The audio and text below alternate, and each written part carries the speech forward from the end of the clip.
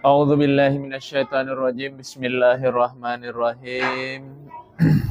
Assalamualaikum warahmatullahi wabarakatuh. Waalaikumsalam warahmatullahi wabarakatuh. Alhamdulillah. Alhamdulillahi rabbil alamin. Salatu wassalamu ala asyrafil anbiya'i wal mursalin wa imamil muttaqin.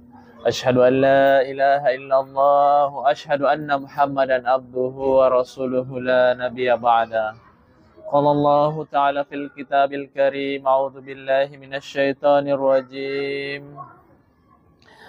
Ya ayyuhalladzina amanu ittaqullah wal tanzur nafsum ma qaddamat lighad. Wattaqullah innallaha khabirum bima ta'malun. Wa qala Rasulullah sallallahu alaihi wasallam, Allahumma barik lana fi Rajab wa Sya'ban wa ballighna Ramadan. Sadaqallahul azim wa sadaqa rasulul karim wa nahnu ala dzalika minasyahidin wasyakirin. Jamaah salat maghrib yang insyaallah dirahmati oleh Allah Subhanahu wa taala dan pemirsa channel YouTube yang dirahmati oleh Allah Subhanahu wa taala. Alhamdulillah kita telah berada di bulan Rajab, salah satu dari bulan haram, bulan yang dimuliakan oleh Allah Subhanahu wa taala, di mana pahala-pahala di bulan haram itu diangkat derajatnya oleh Allah Subhanahu wa taala, sehingga kita melaksanakan amalan-amalan kita, melaksanakan ibadah-ibadah kita, itu kemudian mendapatkan pahala yang sangat besar, yang sangat tinggi dibandingkan bulan-bulan yang lainnya. Sehingga itulah yang kemudian menjadi cambuk bagi kita untuk meningkatkan kualitas dari amalan kita, sehingga amalan kita mendapat ridha dari Allah Subhanahu wa taala. Jamaah salat maghrib yang insyaallah dirahmati oleh Allah Subhanahu wa taala, di ayat yang kami bacakan dalam surah Al-Hasyr ayat ke-18, Allah Subhanahu wa taala berfirman, ya ayyuhalladzina amanu. Ini kemudian panggilan spesial, karena di dalam Al-Quran itu ada beberapa jenis panggilan, ada beberapa jenis tingkatan, golongan-golongan yang dipanggil oleh Allah Subhanahu wa taala. Ya ayuhan nas. Nah, itu seruan umum bagi manusia, baik beriman atau tidak beriman. Tetapi di ayat ke-18 dari surah Al-Hasyr ini agak spesial. Kenapa spesial? Karena yang dipanggil adalah ya ayyuhalladzina amanu. Dan setiap Allah Subhanahu wa taala memanggil hamba-hambanya yang beriman, contoh misalnya ya ayyuhalladzina amanu kutiba alaikumussyam. Nah, berarti kalau dipanggil itu ada tugas spesial, ada tugas khusus, ada tugas yang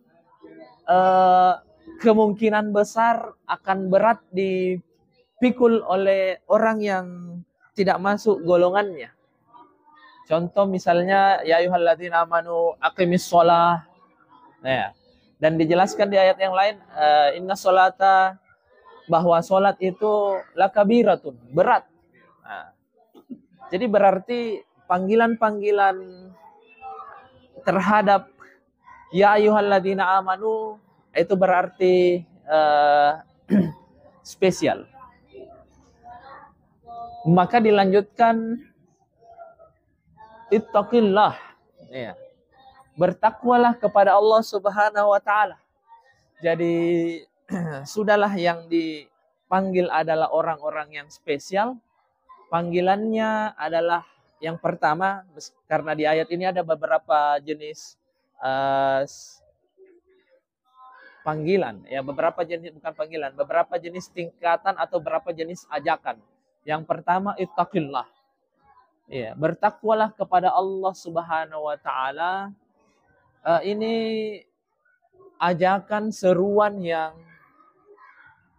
tentu akan sulit dipenuhi oleh orang-orang yang tidak beriman. Ya, amanu wattaqau. Karena langkah selanjutnya dari keberimanan itu adalah ketakwaan. Konsekuensi dari la ilaha illallah Muhammadar Rasulullah itu adalah kita melaksanakan apa-apa yang diinginkan oleh Allah Subhanahu wa taala. Saya beriman. Itu Allah ingin melihat pernyataan kita. Apakah benar-benar pernyataan ini didasarkan oleh sebuah kesadaran atau pernyataan ini hanya sebuah hiasan lidah, hiasan bibir, tidak sampai membuat perkataannya ini saya beriman mewujudkan sebuah hiasan perbuatan. Ada lagi, ya, orang-orang yang mengungkapkan keimanannya, kemudian menjadikan keimanan itu melangkah kepada sebuah aktivitas, itu berat. Dan kita alhamdulillah sudah berada pada tataran itu. Berada pada tataran ketika diseru oleh Allah Subhanahu wa taala, ittaqullah. Ya. Bertakwalah kepada Allah Subhanahu wa taala. Bertakwanya kita kepada Allah Subhanahu wa taala itu panjang, lama, sepanjang hayat kita. Karena itulah konsekuensi dari kalimat syahadat yang kita ucapkan. Asyhadu alla ilaha illallah wa asyhadu anna Muhammadar Rasulullah. Itu kemudian memiliki konsekuensi sepanjang hidup kita. Karena banyak orang di luar sana yang mengucapkan dua kalimat syahadat, tetapi saat diucapkan itu tidak berkorelasi positif dengan aktivitasnya, perbuatannya. Maka dia bisa jadi belum dikatakan sebagai ya ayyuhalladzina aman. Baru mungkin ya ayyuhal insan. Ya.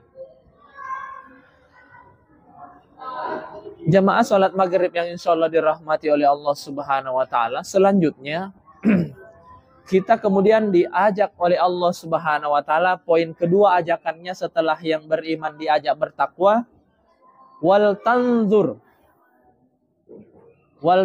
nafsun. Jadi tanzuru itu meskipun terjemahan letter-letternya adalah melihat, tetapi sebenarnya tidak sekedar melihat.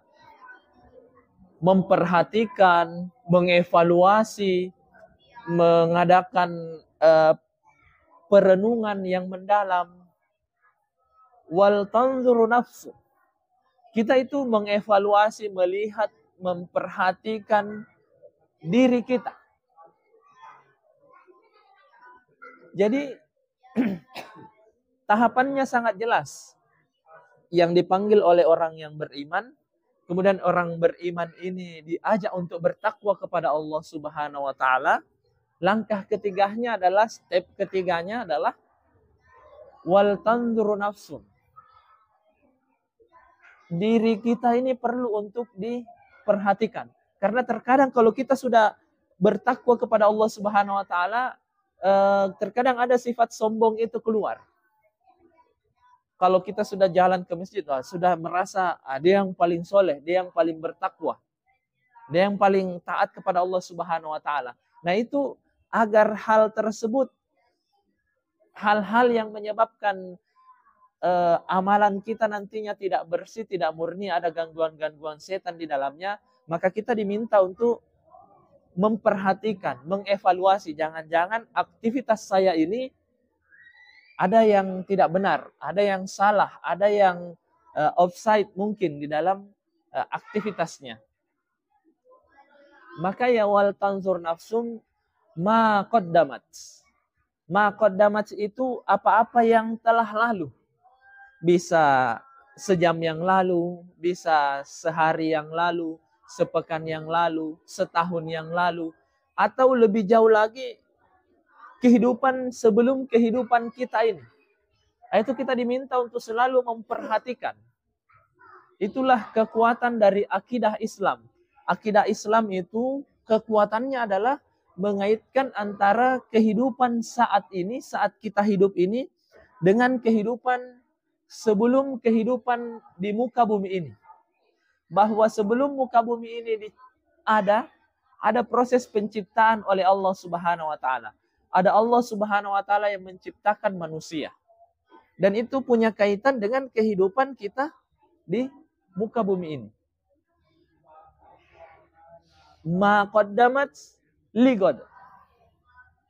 Apa-apa yang telah lalu saat ini dan kemudian li God. Bayangkan hanya 2 huruf. Li bagi godan. Godan itu besok. Ya, ke depan. 1 jam ke depan, 1 hari ke depan, 1 pekan ke depan, 1 tahun ke depan, 10 tahun ke depan, atau kemudian kehidupan setelah kehidupan kita di muka bumi ini, yakni kehidupan akhirat. Jadi sangat kuat akidah Islam ini mengaitkan antara kehidupan sebelum kehidupan di muka bumi ini, kehidupan kita saat hidup di muka bumi ini, dan kehidupan setelah kita hidup di muka bumi ini, yakni kembali ke akhirat. Karena kalau manusia tidak seperti ini cara berpikirnya, mindset akidahnya, maka ini sangat berbahaya. Bisa kita lihat agama-agama, pemikiran-pemikiran di luar Islam, dunia dan akan datang, maka orang-orang yang tidak percaya hari kemudian itu akan mengeksploitasi alam semesta ini semaunya saja. Seenak dirinya saja. Tidak lagi memikirkan orang lain. Tidak lagi memikirkan generasi-generasi setelahnya. Itulah yang terjadi saat ini. Saat ini kehidupan kita bukan dengan perspektif akidah la ilaha illallah Muhammad Rasulullah yang mengaitkan antara kehidupan dunia dengan kehidupan setelah kehidupan dunia. Sehingga orang menjadi sangat materialistik. Orang menjadi sangat individualistik. Dirinya sendiri. Orang lain tidak mau pusing. Berpikirnya adalah bagaimana hari ini memakan siapa. Padahal cara berpikir yang benar sebagaimana Rasulullah SAW dan para sahabatnya, kita itu kemudian bagaimana melayani agar orang bisa makan. Tetapi kalau saat ini kehidupan kita yang sangat materialistik, membuat masyarakat itu menjadi predator bagi yang lain. Saling makan dengan yang lain. Berpikir lagi siapa lagi yang saya akan makan hari ini. Bukan siapa yang saya beri makan atau siapa yang saya kasih makan. Siapa yang saya akan tipu, seperti apa korupsi yang akan saya lakukan. Kenapa terjadi mindset seperti itu? Karena tadi akidahnya tidak berpikir bahwa saya ini akan ada kehidupan setelah di dunia. Akan ada surga atau ada neraka.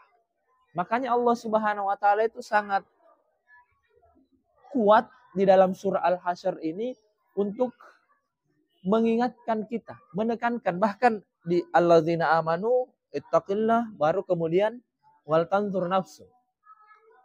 Dan setelahnya itu wattaqullah. Ini kayak sampul buku, di depannya ittaqillah, kemudian dibentengi lagi dengan wattaqullah.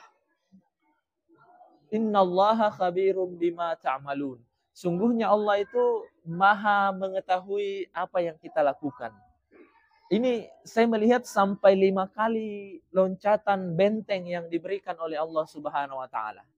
Yang pertama sebagai orang beriman, kita diajak untuk bertakwa dan kemudian mengevaluasi apa-apa yang sebelum dan yang akan datang. Kemudian diajak lagi wattaqullah, dan terakhir dikunci dengan innallaha khabirum bima ta'malun. Allah itu khabir, maha mengetahui apa-apa yang kita lakukan. Sekalipun kita menyembunyikan atau di dalam hati kita terbesit sedikit saja ini nawa atau pikiran-pikiran untuk berbuat jahat, Allah itu mengetahui. Cuma alhamdulillahnya kalau pikiran-pikiran jahat itu belum dilakukan perbuatan jahat, belum dicatat sebagai sebuah dosa. Beda dengan kalau pikiran-pikiran amal soleh baru diniatkan, baru dicetuskan, itu insya Allah dicatat sebagai pahala, dan ketika dilakukan didobel-dobel lagi pahalanya. Nah, itulah kekuatan akidah Islam yang diberikan kepada kita, dan itulah yang membuat Islam itu mampu diterima oleh banyak kalangan. Islam itu ketika disampaikan oleh Rasulullah SAW, kemudian menyentuh berbagai macam kaum, berbagai macam golongan, jarang ada yang menolaknya. Kalaupun ada yang menolak, betul-betul itu hatinya keras, betul-betul hatinya itu bagai batu. Nah, tetapi ketika mereka menerima Islam, sama dengan kita, dengan nenek-nenek moyang kita dahulu menerima Islam, maka disitulah kemuliaan kita diangkat oleh Allah Subhanahu Wa Taala. Nah, sidang jamaah sholat maghrib yang insya Allah dirahmati oleh Allah Subhanahu Wa Taala, mungkin sebagai pengantar, ini yang kami hantarkan, dan insya Allah kita akan banyak nanti untuk mendiskusikan apa saja terkait dengan surah Al-Hasyr ini yang akan membawa kita kepada kekuatan untuk mengevaluasi diri. Bismillahirrahmanirrahim. Assalamualaikum warahmatullahi wabarakatuh. Waalaikumsalam. Terima kasih Ustaz. Ya. Ini kita fokus pada ayat 18 surah Al-Hasyr. Jadi apa yang dikemukakan Ustaz itu benar itu. Tapi itu dari segi tafsiriyah. Ya. Karena kalau kita ke lafaziyahnya, sebenarnya melihat itulah diri. Ya. Tapi sama saja. Karena diri juga itulah yang dilihat. Di sini dikatakan walatazun nafsun. Jadi nafsunya sebagai subjek.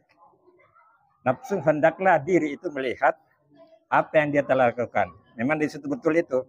Maka damat berarti past tense fil madi. Ya, untuk besok. Jadi apa yang telah dilakukannya untuk hari esok. Jadi benar juga bahwa itu mengevaluasi. Tapi kalau dari segi lafaziyahnya, diri yang melihat. Diri yang melihat. Tapi yang dilihat itu dia diri juga. Diri juga. Nah, inilah hebatnya di Al-Quran. Jadi memang maknanya ini luar biasa. Jadi mengevaluasi apa yang kita lakukan sama dengan mengevaluasi diri. Betul. Ya.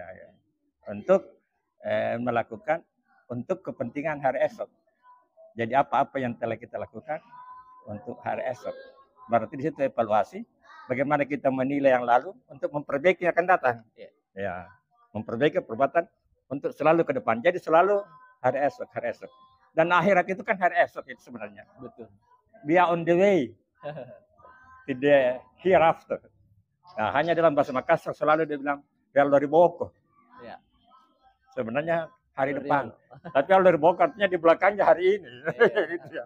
Nah, hanya jangan sampai dari boko itu ya sampai diabaikan. Karena kita sebenarnya sedang menuju ke hari akhirat. Nah, di sini ditekankan pula seperti yang disampaikan Ustaz, dimulai dengan beriman dan takwa, diakhiri pula dengan takwa. Karena apapun yang kita lakukan, sekecil apapun, itu Allah Maha mengetahui. Jadi dengan membaca Quran ini, mudah-mudahan kita semakin mentadabburi, memahami dan kita mengamalkannya. Kita akan memasuki bulan Ramadan, Ustaz. Tapi sayangnya banyak di antara kita hanya menitik beratkan hatamnya. Bukan pada pemaknaannya. Ya. Jadi bagus juga itu hatam, tapi alangkah bagusnya kalau kita amanai. Dan itu sekarang sudah banyak referensi, apakah melalui hati atau apa. Dan ini pengalaman saya, Ustaz. Dulu saya baca saja begitu saya hatam dengan makna itu luar biasa perubahan. Luar biasa perubahan yang saya alami dan saya ingin saudara-saudara saya juga melakukan itu. Yakinlah, begitu mulai mulai dari Al-Fatihah sampai di mana maka terjadi perubahan yang besar. Itu saya yakin, dan mudah-mudahan bulan Ramadan nanti ini jangan hanya menitik beratkan bangga dengan khatamnya sekian kali, tapi jadi di suatu pengajian itu saya tanya ibu-ibu, tujuannya membaca Al-Quran apa? Ada dua jawaban. Ada yang bilang mendapatkan pahala, ada yang mengatakan mendapatkan hidayah. Saya bilang dua-duanya benar, karena satu huruf saja itu sudah pahala. Yang mendapatkan hidayah, dia baca juga dapat dua. Artinya dapat pahala, insya Allah dapat hidayah juga. Jadi itu saja. Bagus ini Ustaz, karena kita di bulan Rajab kita menjelang Ramadan, mengingatkan saudara-saudara kita. Terima kasih. Assalamualaikum warahmatullahi wabarakatuh. Ya, bismillahirrahmanirrahim. Assalamualaikum warahmatullahi wabarakatuh. Waalaikumsalam warahmatullahi wabarakatuh. Alhamdulillah, wassalatu wassalamu ala Rasulillah. Pertama-tama kami mengucapkan terima kasih kepada Ustadz yang kembali bersedia hadir untuk mengisi malam ini. Ya, mudah-mudahan menjadi berkah bagi kita semua. Amin. Kemudian yang sebenarnya saya agak mungkin boleh bilang agak kecewa karena saya kira kita akan membahas tema-tema yang kontemporer ya, sesuai dengan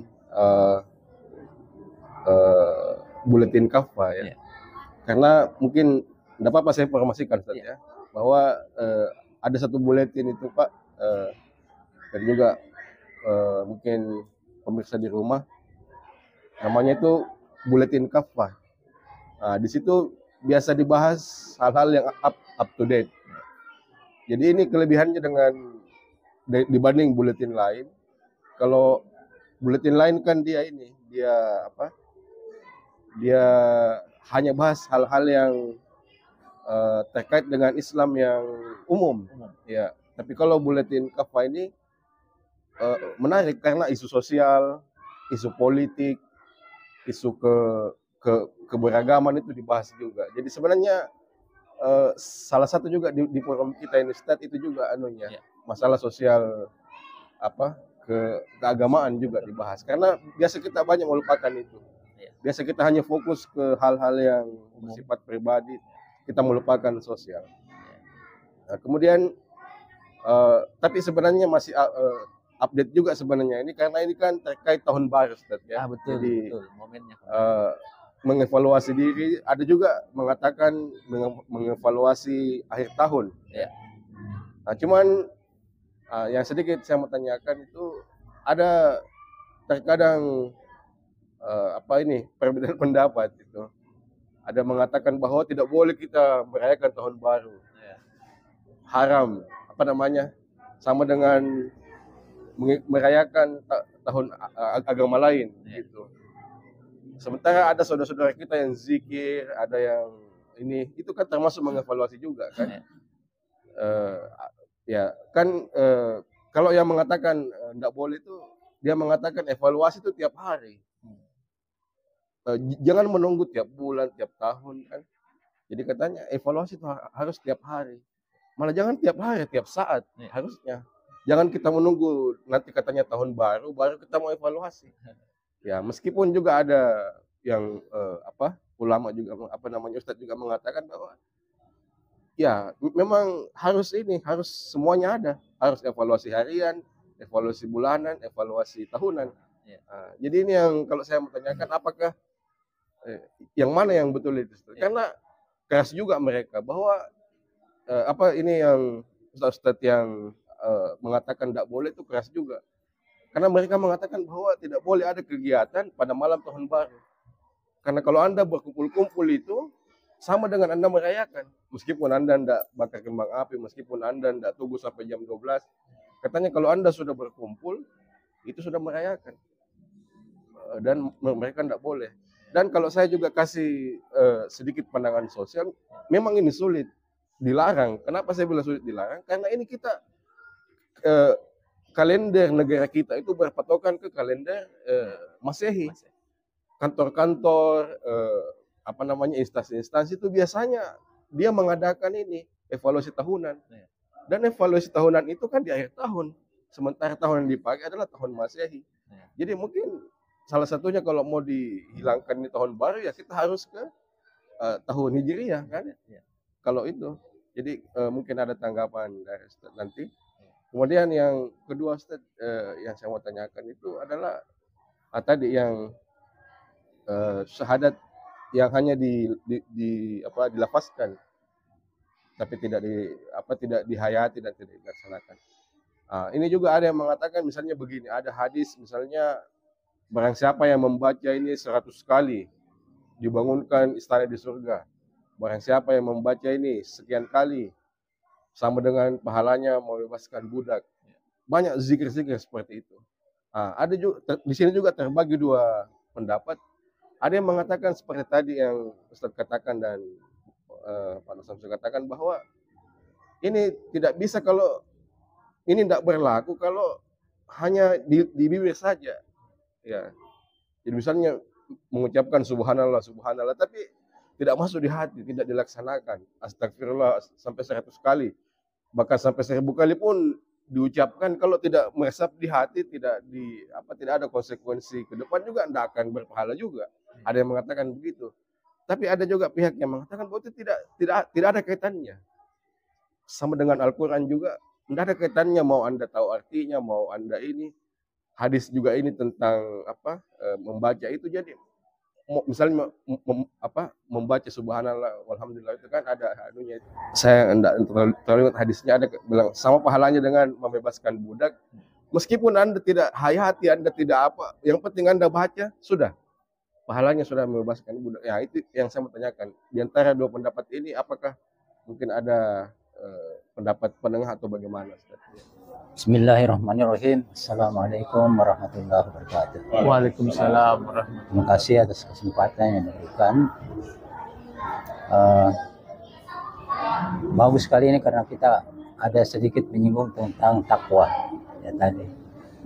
Saya ingin melanjutkan tadi ayat dari Pak Ustaz. Ketika Allah memanggil orang yang beriman, ya ayyuhalladzina amanu kutiba alaikumussyiyam kama kutiba alal ladzina min qablikum la'allakum tattaqun.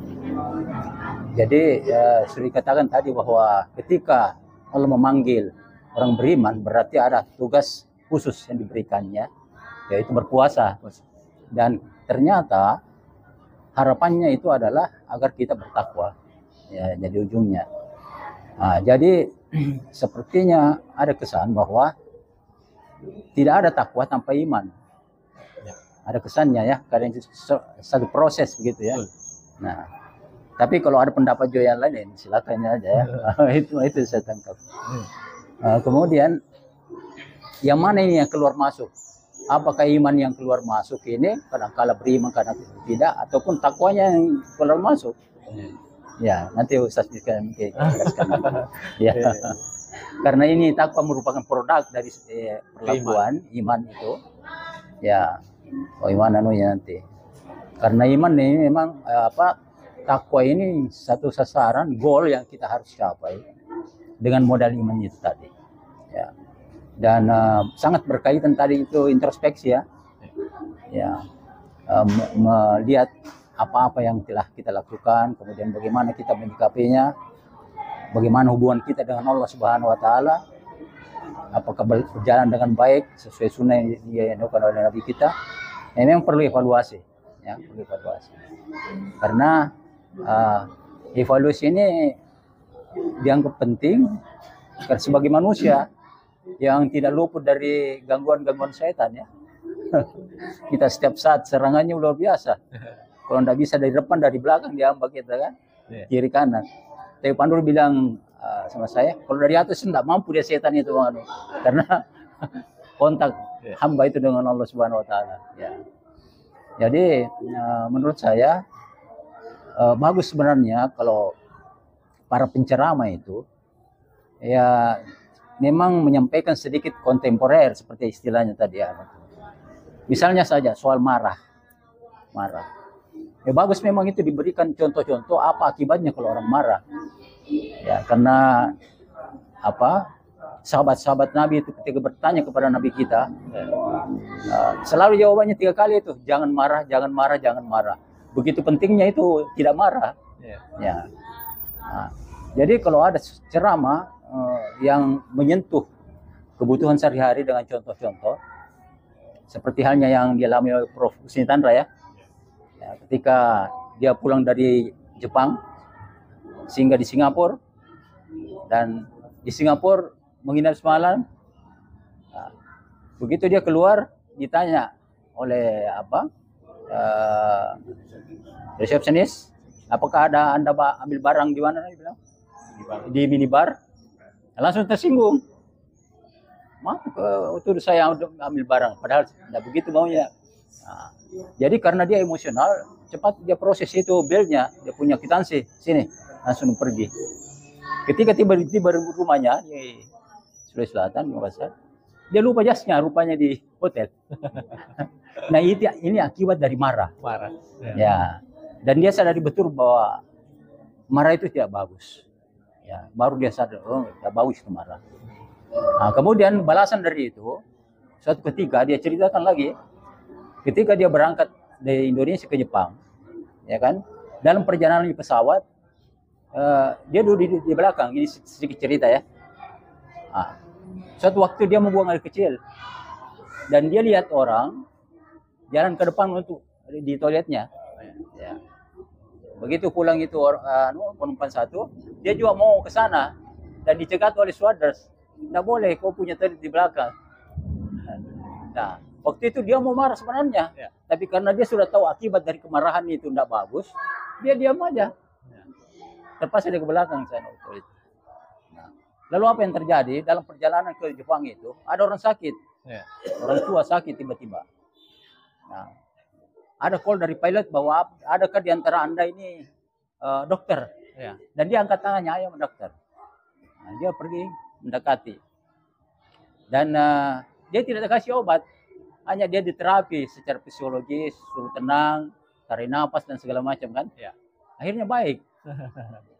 Sesudah itu dia kembali duduk, ada datang saudara situ bawa hadiah dan diberikan ke profesor itu.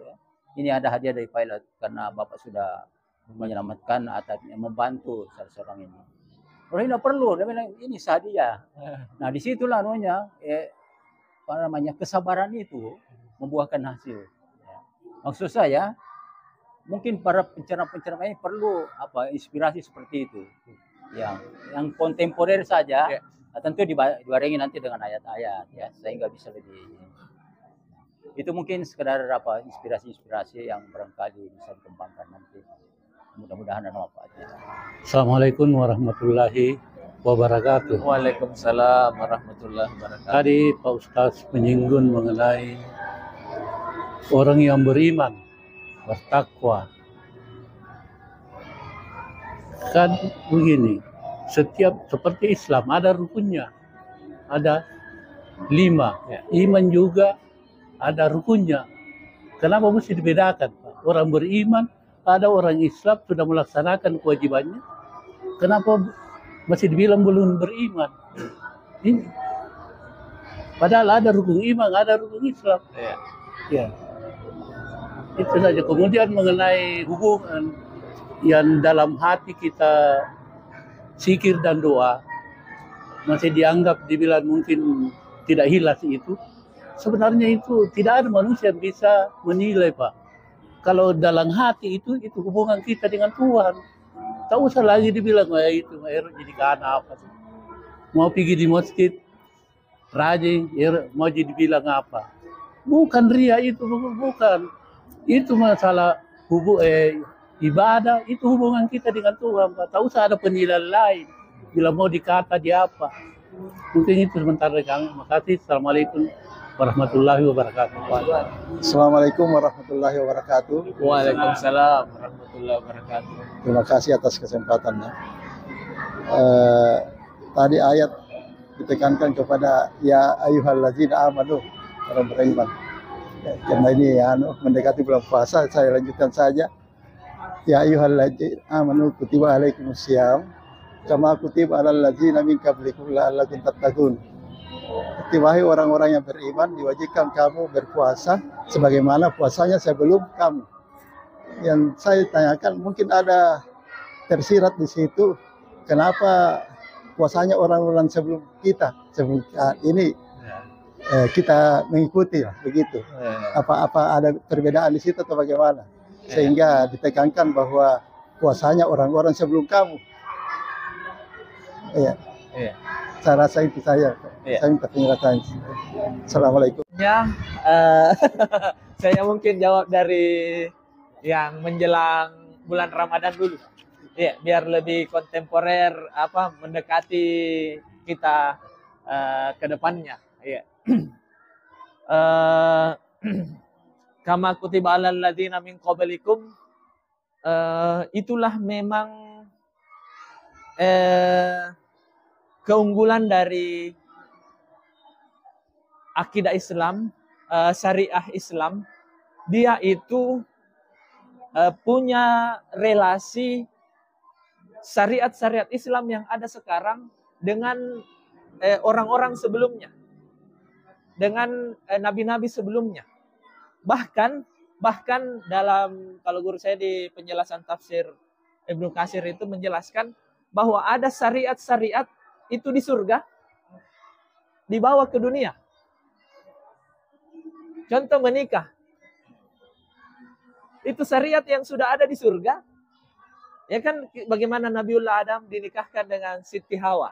Itu syariat yang ada di surga, dibawa di dunia, nanti dibawa lagi hari kemudian. Karena kan nanti kita bertemu dengan pasangan-pasangan kita, ada bidadari, itu tetap ada syariat menikahnya.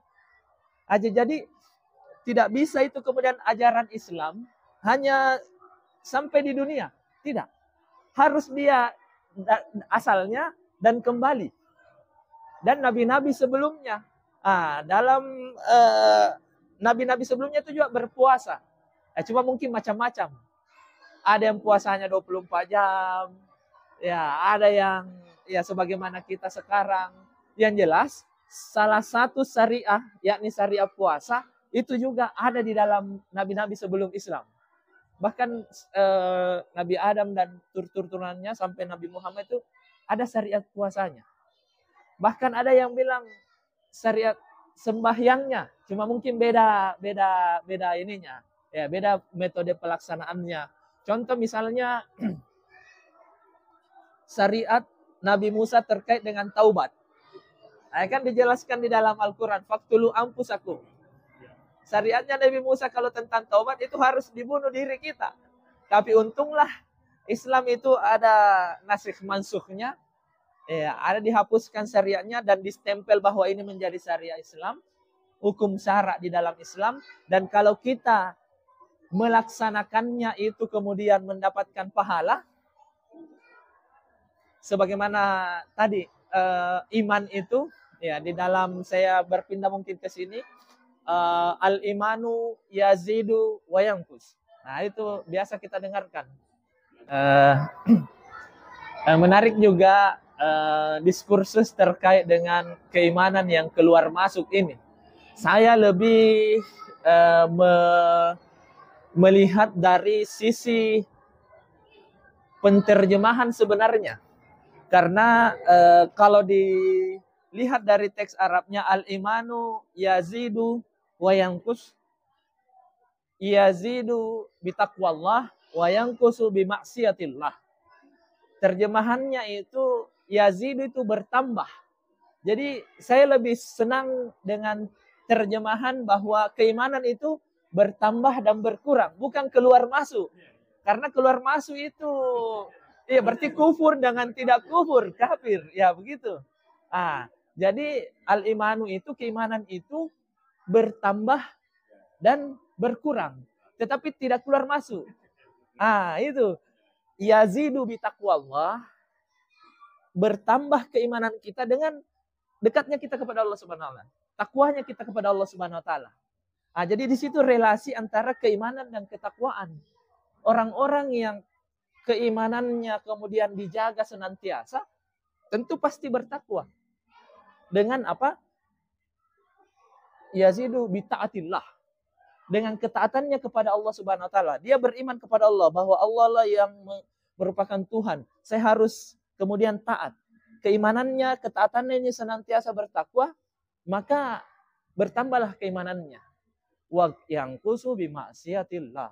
Dan keimanan kita itu berkurang karena bermaksiat kepada Allah Subhanahu wa taala. Nanti dilihat jenis-jenis maksiat. Maksiat yang kemudian menghasilkan kepada kekufuran. Ada. Di situ yang menyebabkan keimanan. Contoh kita syirik kepada Allah Subhanahu wa taala, maka itu yang membuat keimanan keluar. Tetapi kalau maksiatnya misalnya marah tadi misalnya, itu tidak sampai membuat keimanan keluar, tetapi itu kualitasnya menurunkan. Jadi Islam itu rasional sekali agamanya. Tadi marah. Marah berarti dia melaksanakan sebuah aktivitas yang jauh dari perintah. Jadi konsekuensinya, ya kan itu tadi gara-gara marah, dia tahu konsekuensinya. Ada konsekuensi duniawi. Nah, iya, ada balasannya istilahnya. Kalau ada dalam tulisannya Jamil Az-Zaini itu dia bilang energi positif dan energi negatif. Kalau kita selalu berepos energi positif, maka hasilnya juga akan kembali ke kita positif. Begitupun sebaliknya, marah, kembali ke dia. Dan itu biasanya lingkarannya itu tidak jauh. Contoh waktu yang contoh keduanya, dia menahan marahnya yang ke toilet tadi. Ternyata energi positifnya dapat hadiah. Sama dengan kita. Ketika kita terus senantiasa memelihara keimanan, yang yazidu imanakum, ya selalu menaikkan, maka disitulah keimanan kita bertambah. Jadi saya lebih melihat ke cara penterjemahannya dari transliterasi Arab ke Indonesia.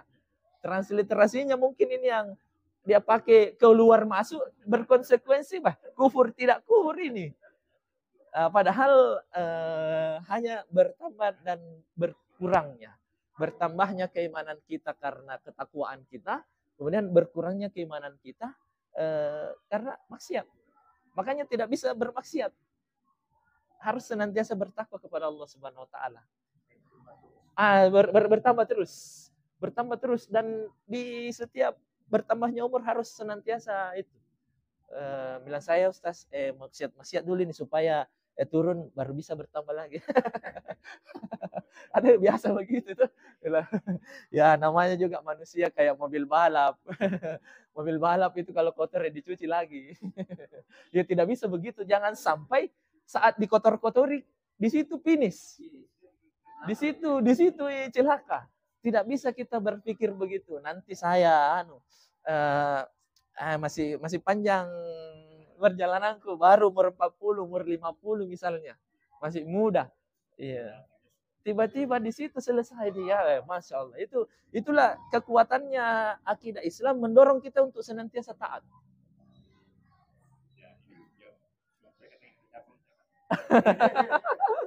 Wah.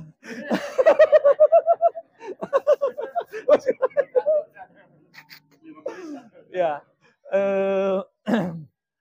Saya tadi malam di chat, bagusnya isu-isu yang contoh ini ya, memoreksi penguasa. Sebenarnya sangat berat. Memilih pilihan, memilih bahasa, memilih alur. Yang paling susah itu memilih alur yang akan disampaikan. Karena besarnya konsekuensi. Yang edit nanti juga pasti susah-susah pilih-pilih. Susah-susah pilih-pilih bahasan. Ya karena makanya mungkin kalau misalnya lagi ada judul yang bagus, Ustaz bagus nanti ini yang kita. Ya supaya saya save, saya pelajari kaitannya. Karena masalah kontemporer itu tidak bisa langsung yang itu kemudian tidak dikaitkan dengan hal-hal lain. Karena pilihan kata, pilihan alur itu untuk membuat dia menjadi mudah untuk dicerna itu butuh belajar. Ya kalau saya terus terang untuk yang tema tadi malam itu baru mau disampaikan ini, pagi, siang, malam belajar itu masih belum cukup. Mungkin 3 hari atau 1 minggu sebelumnya baru bisa. Karena kita harus membaca berita, mengaitkan banyak hal. Belajar.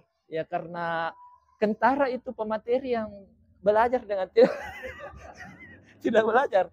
Saya saja tadi malam baru dapat harus mana ini yang disiapkan sehingga karena di dalam pertanyaan itu akan nanti muncul banyak banyak seri, banyak versi, banyak apa, dan bagaimana bisa mengaitkan antara satu pertanyaan dengan membuat sebuah jawaban yang runut dan bisa diterima, itu agak butuh apa lagi, penelaahan yang kuat ya. Jadi contoh kayak pertanyaan yang baru ini, mungkin secara mendalam tidak akan bisa saya apa lagi jawab mungkin secara memuaskan ya, tetapi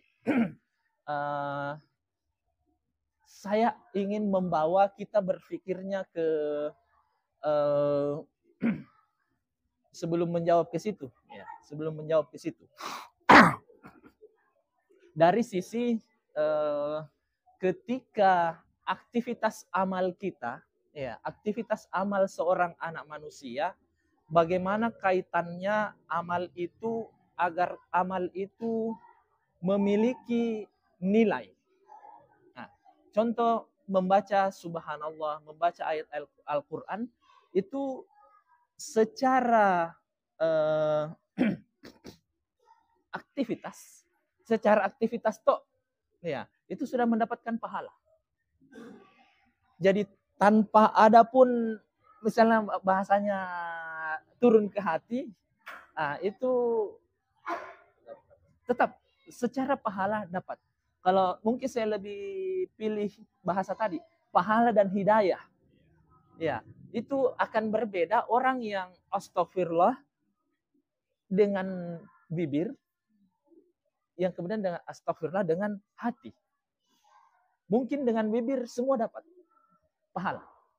Dengan baca astagfirullah sekian kali itu banyak-banyak hadis-hadis yang menjelaskan ya. Tetapi ketika dia dikaitkan dengan ada bahasanya tadi Bapak ini yang saya suka. Ada kaitan saat kita beraktivitas itu kita mengaitkan dengan Allah Subhanahu wa taala. Kalau dalam bahasa sufi itu disebut idrak. Bahwa ketika kita beraktivitas itu harus merasa bahwa kita diperhatikan oleh Allah Subhanahu wa taala. Allah melihat kita. Ya.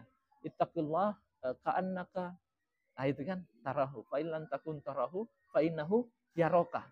Bertakwalah kepada Allah seakan-akan engkau melihat Allah. Tetapi kalau engkau tidak bisa melihat Allah, dan pasti tidak bisa melihat Allah, yakinlah Allah melihat kita. Berarti kita ambil Allah melihat kita beraktivitas. Allah melihat kita beraktivitas, di situ masuk hatinya. Ya, kalau tadi astagfirullah tanpa merasa bahwa kita dilihat oleh Allah Subhanahu wa taala, mungkin hanya dapat pahalanya. Kalau kita sholat isya, Allahu Akbar, ada niatnya, ada idraknya, itu akan kuat membuat kita terasa punya kaitan dengan Allah Subhanahu wa taala. Sehingga di dalam kehidupan sehari-hari itulah inna sholata tanha 'anil fahsya'i wal munkar, itu kaitannya. Karena kita selalu tidak terputus. Ada kaitannya dengan yang saya jawab ini, bahwa selalu diperhatikan. Ada merasa kita diawasi oleh Allah Subhanahu wa taala. Jadi orang tidak bisa menilai. Bisa jadi kelihatan jalan ke masjid tapi ya, itu kaitannya dia. Iya, hanya Allah yang tahu. Iya, mungkin seperti itu. Harus berpikir positif selalu, dan ini ada indra. Iya.